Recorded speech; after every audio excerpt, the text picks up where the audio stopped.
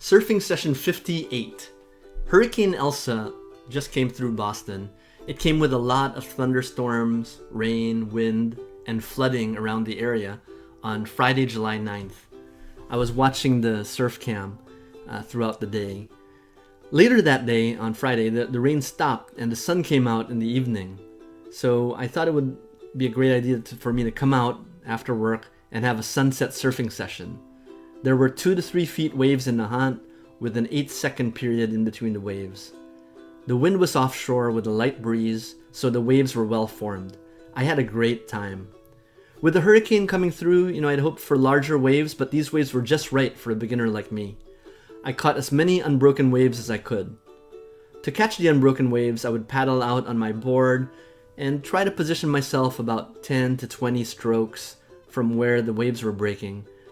The larger waves would come in sets, and I noticed that they would break in further out than where the small or medium waves were breaking. I'd patiently sit on my board and wait for the bigger waves to come up. Once I popped up, I tried my best to go down the line with a trimming turn.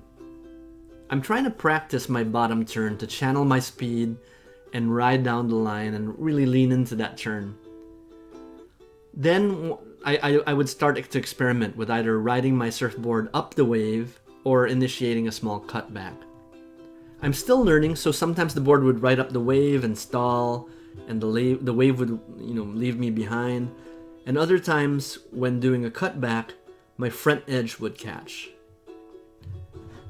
If you surf and have any tips or comments or constructive feedback for me, I'd love to hear them in the comments, especially on how to do a proper bottom turn or a proper top turn, and how to do a cutback. I'd love to hear from you. This is part of my surfing progression series. I hope you enjoyed it. This is surfing session number 58, and it's been 6 months since I started, targeting to learn how to surf.